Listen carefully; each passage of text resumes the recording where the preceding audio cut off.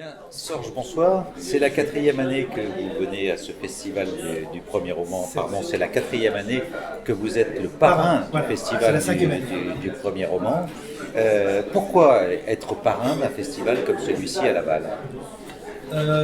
La première chose, c'est que pour mon premier roman qui s'appelait Le Petit Bronzy, paru en 2005, j'ai été invité ici. Le fait d'être invité, c'était la première fois de ma vie que j'étais invité à un festival. Et c'est important pour un auteur d'être invité comme ça à un festival? Ah bah c'est mieux que de ne pas l'être.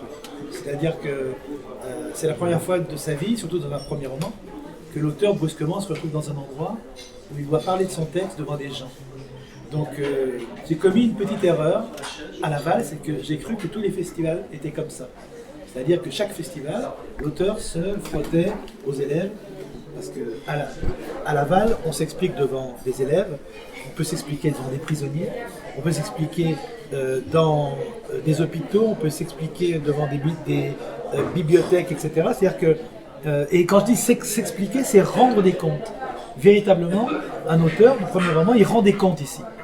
On n'écrit pas impunément, et donc il se retrouve à s'expliquer devant les lecteurs qui lui demandent pourquoi est-ce qu'il a écrit ça, pourquoi est-ce qu'il n'a pas écrit ça, pourquoi est-ce que ça se termine comme ça, etc.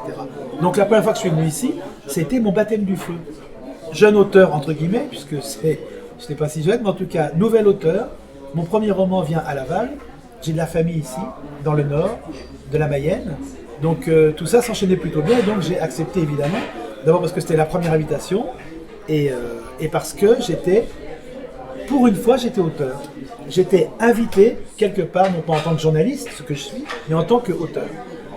Et puis le deuxième roman que j'ai fait, parce que généralement le premier roman s'arrête là, où il y en a un second, mais le problème c'est le troisième.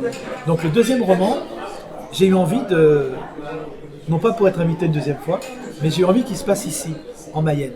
Parce que c'est une terre que j'aime bien, une terre que j'aime bien.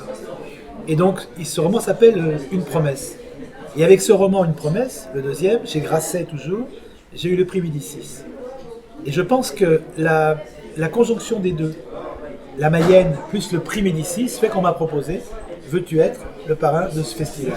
Ce que j'ai accepté évidemment. Et accepter d'être le parrain, c'était une forme de reconnaissance pour le festival? Alors, non, je pense que c'est une forme de reconnaissance pour moi. Non, je pense que le festival a des parrains, mais je pense que c'est plus important pour le parrain d'être le parrain du festival que pour le festival d'avoir quelqu'un comme parrain. Je pense que être parrain d'un festival, c'est une forme de reconnaissance pour celui qui l'accepte. Vous avez participé à de nombreux festivals de livres, j'imagine. Oui. Quelle est la spécificité à vos yeux du festival du premier roman de Laval? D'abord, c'est pas un festival de signature automatique. C'est pas un salon du livre où on signe, où on voit des gens qui passent devant les tables comme ça sans... Il y a des salons où on ne s'explique même pas, où on n'est même pas interviewé, où on est simplement assis comme ça et on vend ou pas. Voilà, on est des vendeurs de son propre livre. Il y a des salons où vous êtes interrogé doctement par des spécialistes du livre. Donc on parle sémantique, on parle influence, on parle famille littéraire. Et puis il y a un salon comme celui-là où vous êtes plongé chez des lecteurs qui sont inattendus.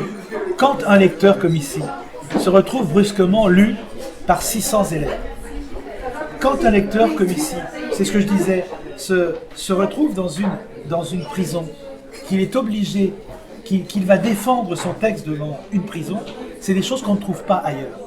Je ne crois pas qu'il y ait, alors peut-être que je me trompe, mais je n'ai pas entendu dire ailleurs que que des auteurs entraient en prison pour s'expliquer dans le cadre d'un festival. Je n'ai pas entendu dire ailleurs que des centaines d'élèves chaque année comme ça étudiaient 4 ou 5 livres pour ensuite se débriefer les auteurs. Et moi j'ai cru que c'était comme ça, qu'un festival c'était comme ça, comme à Laval. J'ai cru que Laval avait pompé sur tous les autres. Je me suis aperçu qu'il était, non, c'était le seul, qu'il était exclusif, et je n'ai jamais retrouvé ça. Donc on retrouve ça dans des prix. Par exemple, comme j'étais pour mon dernier livre qui s'appelle La légende de nos pères, j'étais sur le Goncourt. Être sur le Goncourt fait qu'on est sur le Goncourt des lycéens, et je me suis retrouvé en face de lycéens, mais pas dans le cadre d'un festival, dans le cadre d'un prix, c'est pas pareil. Et ce que j'aime ici aussi, c'est que tout de suite, et c'est pour ça que le parrain a son importance, moi je trouve, c'est que tout de suite, vous expliquez de votre choix aussi devant les libraires, devant les bibliothécaires, devant les médiathèques. Vous expliquez pourquoi vous avez choisi ces livres-là. Rien n'est impunément fait. Et ça j'aime beaucoup. Du premier jour où vous intéressez un livre jusqu'à la fin, il faut expliquer pourquoi ce livre-là. Donc, prêt à revenir une 5e fois en 2012 ? J'ai pas le choix.